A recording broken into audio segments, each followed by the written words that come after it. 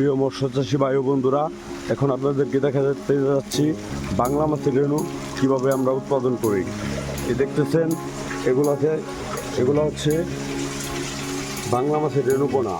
এটা হচ্ছে সিলভার, এটা তো সিলভার আছে, তারপর আছে বিভিন্ন ধরনের মাছ আছে, তারপর আছে কাতলা আছে, তারপরে আছে আরও পুঁটি, ঘাস কাপ, মৃগেল, রুই, আরও বিভিন্ন ধরনের মাছ আছে।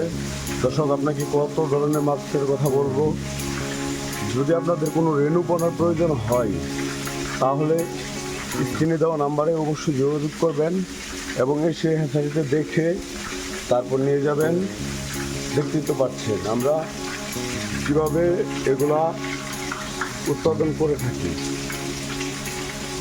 এই যে একদম রেণু পোনা এগুলা, ঠিক আছে।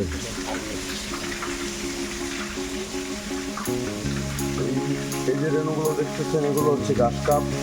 দেখতে কত ছোটো, ক্ষুদ্র ক্ষুদ্র মনে হয়। এগুলোকে আমরা পুষ্করিতে হাউজে পোনা করে থাকি এবং কি যাদের রেণু প্রয়োজন হয় তাদেরকে আমরা রেণু ডেলিভারি দিয়ে থাকি। যদি প্রয়োজন হয় অবশ্যই স্ক্রিনে দেওয়া নাম্বারে যোগাযোগ করবেন।